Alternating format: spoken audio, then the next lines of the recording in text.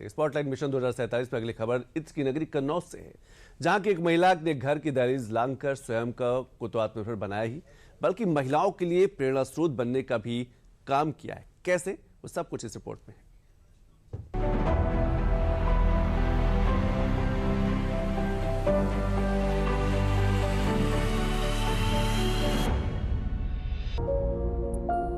फूल कभी मरते नहीं, वो बस टूटते हैं, बिखरते हैं, सजते हैं, गलते हैं, ढलते हैं। खुशबुओं के किरदार, ये फूलों का कारोबार है जो सिर्फ हवाओं में खुशबू नहीं बिखेरता, बल्कि किरदार को भी महका देता है। कन्नौज में किरदारों की ये खुशबू अब देश की चौहद्दी लांघकर विदेशों को भी महका रही है। घूंघट में इन महिलाओं का चेहरा आपको भले ही साफ नहीं दिख रहा हो, लेकिन इनके हौसले और हिम्मत की महक आप तक जरूर पहुंची होगी। ये कन्नौज को इत्र की खुशबू से महका देने वाली महिलाएं हैं। मन में ये आया था कि हम आगे बढ़े, और अंधरा की दीदी आई थी, उन लोगों ने कहा कि समूह जोड़ो। तो हमने कहा कि इसमें क्या लाभ मिलेगा, तो बोली कि जो औरतें अंदर भी हैं वो बाहर निकलेंगी तो लाभ मिलेगी उनको। तब वो उनने समूह जोड़वाया। मैंने कहा मैं भी नहीं जोड़ूंगा। वो कहते हैं ना कि हर कारवां की शुरुआत एक अकेले मुसाफिर लक्ष्य के लिए उसके हौसले और हिम्मत से होती है। कन्नौज में ये अकेली मुसाफिर तारावती थी। लक्ष्य था घर की देहरी लांघकर आत्मनिर्भर बनना। कोशिश थी कि आसपास की महिलाएं भी आत्मनिर्भर बने। सब साथ मिले, साथ चले। महिलाओं के इन्हीं लोग अध्यक्षों ने समझाया। कैसे बताते थे? कि इसमें जुड़ोगे आप तो कुछ लाभ काम करोगी या पैसा समूह से मिलेगा, आगे बढ़ोगी।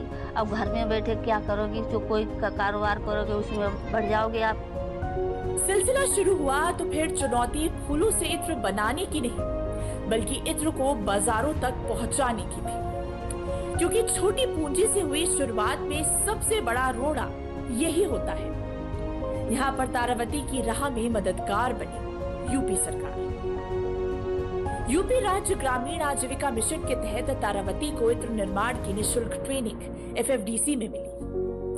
साथ ही 15,000 रुपए की शुरुआती सहायता भी की। इसके अलावा स्वयं सहायता ग्रुप को 1.10 लाख यानी कि 1,10,000 रुपए की सामुदायिक निवेश निधि भी मिली। तारावती को बैंक से भी 1.5 लाख रुपए की मदद मिली। तारावती का स्वयं सहायता समूह को जब आर्थिक सहायता मिली तो इसने इत्र निर्माण का कारखाना खोला और कच्चे माल के लिए फूल कानपुर मंडी और हाथरस से मंगाया। खुद समूह की महिलाएं भी गुलाब की खेती करती हैं, जिससे कच्चे माल की गुणवत्ता पर भी कंट्रोल रहता है। इत्र बनाना हमने सीखा सर। कि सर आए थे, वे बोले कि आप क्या काम करोगे, तो ये काम कर रहे थे। इन्हें बोले कल आप बोल दो कि हम इत्र का काम करेंगे।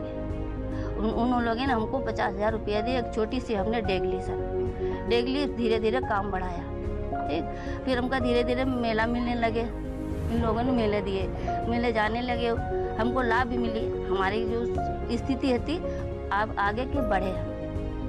कन्नौज के इस महिला स्वयं सहायता समूह के लिए सरकार ने सिर्फ कारोबार शुरुआत करने के ही दरवाजे नहीं खोले, बल्कि उसे देश विदेश में पहुंचाने का रास्ता भी प्रशस्त किया।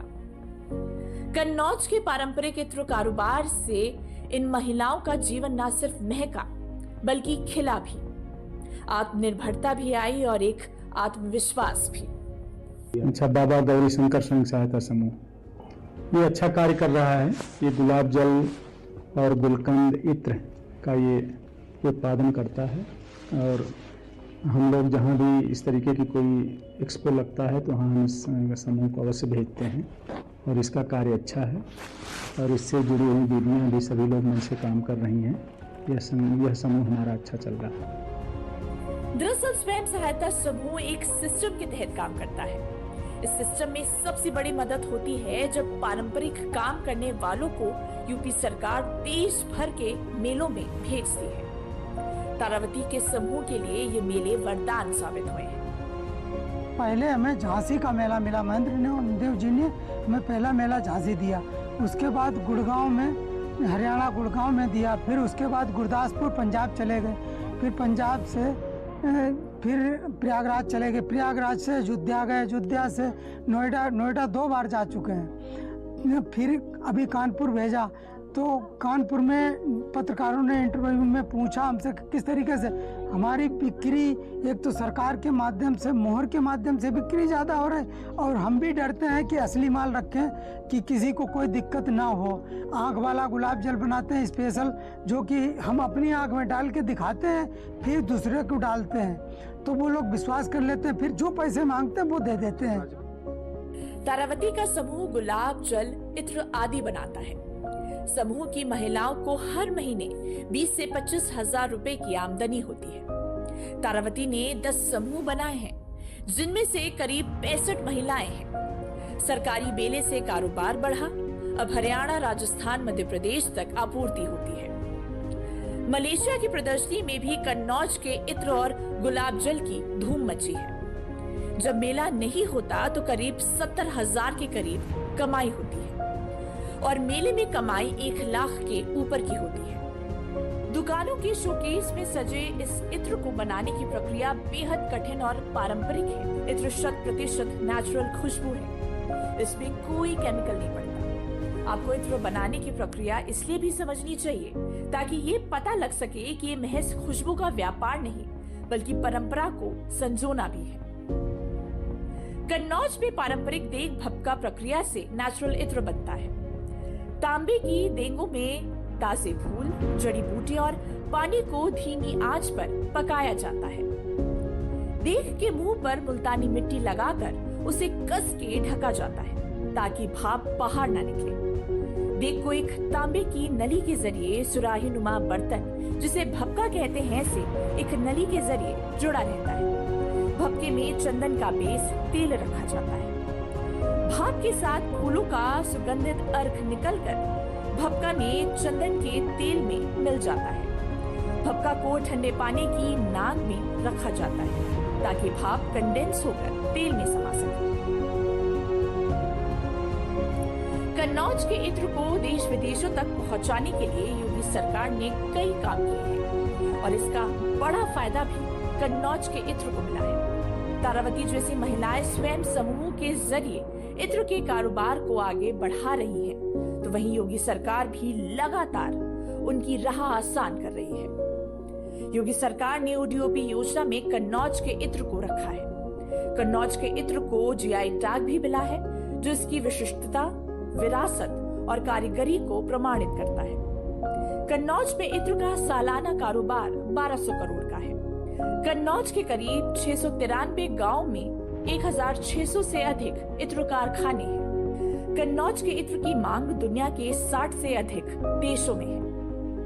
हमारे जनपद में कुल 9,874 स्वयं सहायता समूह हैं, जिसके अंतर्गत कुल लगभग 1,10,000 दीदियाँ इससे जुड़ी हुई हैं, और इसमें इस जनपद में 794 ग्राम संगठन और 32 संकुल संगठन हैं, और जनपद में ये समूह हमारे अच्छे से कार्य कर रहे हैं। इन स्वयं सहायता समूह और संगठनों में ही छिपा है कन्नौज की तरक्की का रास्ता।